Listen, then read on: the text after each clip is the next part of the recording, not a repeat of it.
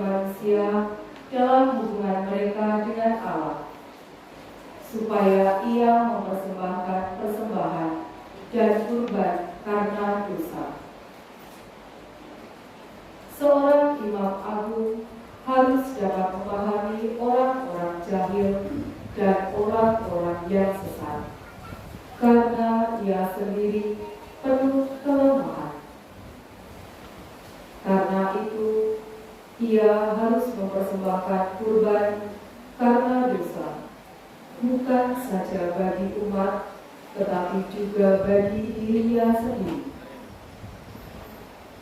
Tidak ada seorang pun yang mengambil kehormatan itu bagi dirinya sendiri, sebab setiap imam agung dipanggil untuk itu oleh Allah, seperti yang telah terjadi dengan hari.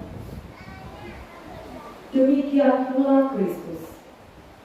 Ia tidak mengangkat dirinya sendiri menjadi imam agung, tetapi diangkat oleh Dia yang berfirman kepadanya, "Anak buah engkau, pada hari ini engkau telah kuperanakkan," atau seperti firman-Nya dalam suatu nas lain, "Engkau adalah imam untuk selama-lamanya, menurut tata imamat Melkisedek." Demikianlah sabda Tuhan.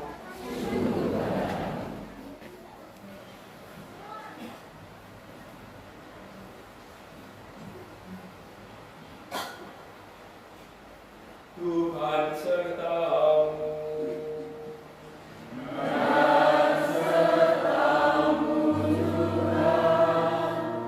Inilah Injil suci menurut Markus.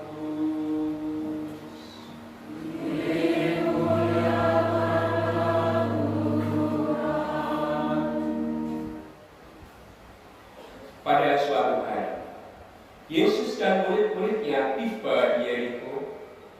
Ketika Yesus keluar dari kota itu bersama murid-muridnya dan orang banyak yang berbondong-bondong, duduklah di pinggir jalan seorang pengemis yang buta bernama Bartimeus, anak Timeus. Ketika dengarnya bahwa yang lewat itu Yesus dari Nazaret, mulailah ia berseru, "Yesus, anak Daud, kasihanilah aku." Banyak orang menegurnya supaya ia diam. Namun semakin keras ia berseru, "Anak Daud, kasihanilah aku." Maka Yesus berhenti dan berkata, "Panggillah dia." Mereka melihat si buta itu dan berkata kepadanya, "Kuatkanlah hatimu, berdirilah, ia memanggil engkau." Orang buta itu lalu menanggalkan jubahnya. Ia segera berdiri dan pergi mendapatkan Yesus.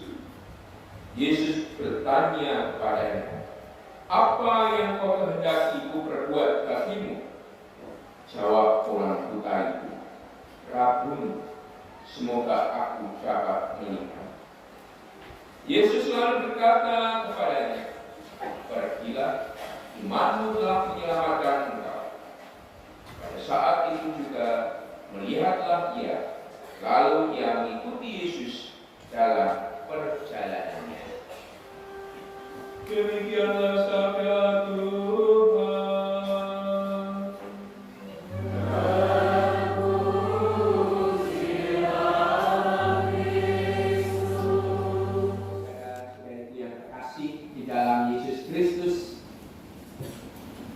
Bila boleh saya berjudul khotbah saya pada pagi hari ini, atau tema khotbah saya adalah kita mestinya hidup optimis. Mengapa kita harus optimis? Karena kita punya pengharapan. Dan kenapa kita punya pengharapan? Karena ada Tuhan yang memang memang bisa diharapkan dan diadakan. Kami itu harus optimis, semangat.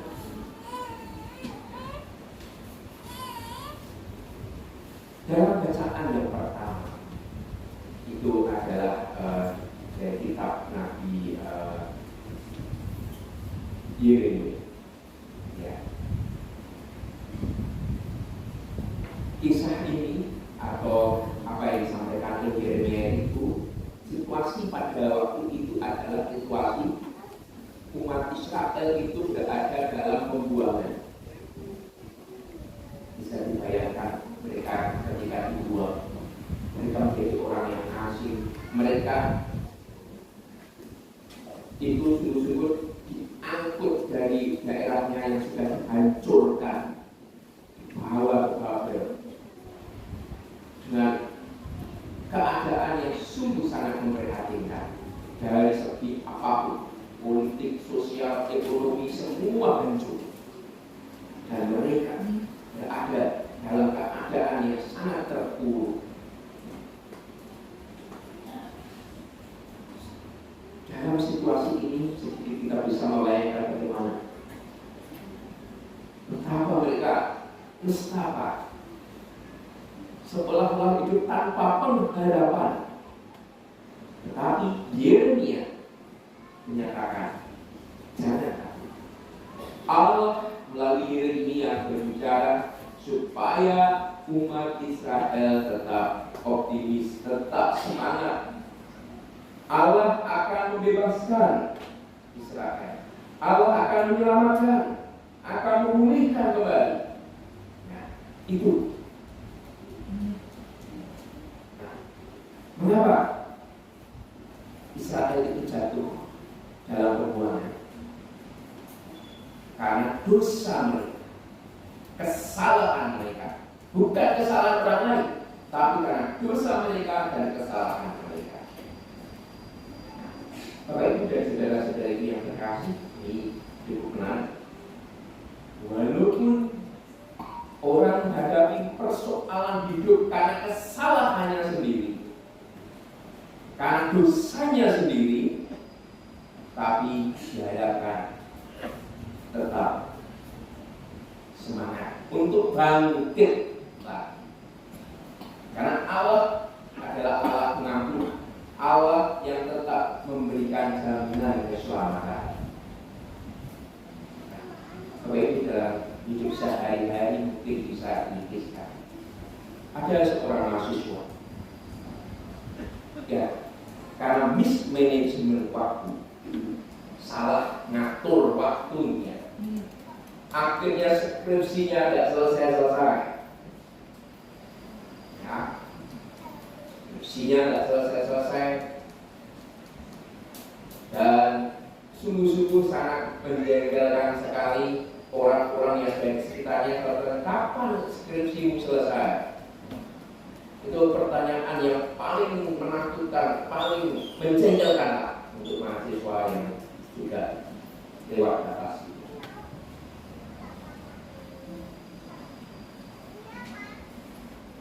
Nah, dalam keadaan seperti ini, ya, bagi para mahasiswi yang belum bisa selesai tepat waktu, jangan khawatir, benahi manajemen waktu. Berdoa pada Allah, nopena, atur baik-baik. Jangan biarkan diluarkan suara orang-orang yang mungkin mencibir, mengejek, karena memang kita sudah terbiasa mengejek. Jadi kalau baca apa itu komentar netizen gitu, wah istilah ejekan, pintar sekali orang Indonesia mengejek orang lain. Ahli, nggak tahu belajar dari mana. Pintar banget. Ya. Jangan didoakan, tetap fokus, percaya, pelan-pelan selesai. Ya, jadi Tuhan akan tetap memperhatikan, walaupun mungkin kesalahannya terjadi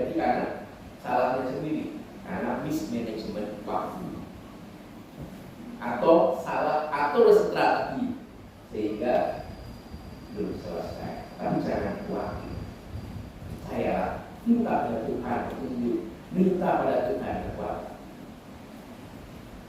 Ada sebuah keluarga karena mismanagement dalam bidang ekonomi, akhirnya keluarga ini kolaps secara ekonomi, bangkrut, dan sungguh habis-habisan. Tapi yang sungguh sangat luar biasa adalah ibu dari keluarga ini, istri dari keluarga ini, tetap percaya bahwa dalam situasi sulit ini Tuhan akan membantu. Walaupun itu kesalahannya, mismanagement, salah ngatur kelola keuangan, utang di mana-mana, dipakai utang krono ini sampai jadi perbincangan tetangga. Jadi memang tetangga tidak akan bantu bayar utang, tapi bantu membuat suasana jadi sangat tidak menyenangkan. Tapi ibu tidak percaya, datang nominal, anak-anaknya semua digerakkan terus saling untuk nominal, percaya bahwa Tuhan bisa. Lakukan ambil dengan manajemen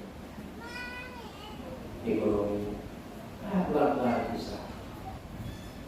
Dan ada rahmat di situ. Anak-anaknya bisa berhasil baik. Anak-anaknya tahu apa artinya bersyukur. Anak-anaknya tahu apa artinya kerja keras. Apa artinya supaya jangan sampai salah mengatur ekonomi. Nah, salah satu anaknya itu jadi imam dan sekarang berkorban ini. Gitu. Jadi keras akhir. Dan orang di utang tapi saya percaya ibu saya itu luar biasa, percaya bahwa kamu doa, akhirnya bangkit dan kami berempat berhasil semua jadi anak-anak itu. Kami bisa belajar dari keterpurukan dan itu menjadi kekuatan. Ya, maka Bapak Ibu saudara-saudara, kalau mengalami keterpurukan, persoalan, mungkin karena kesalahan sendiri, jangan khawatir, Tuhan berbelas kasih. Ya. Dan kemudian, kalau dari Bartimius, dia buta bukan karena kesalahannya, tapi karena memang keturunan atau ya genetik.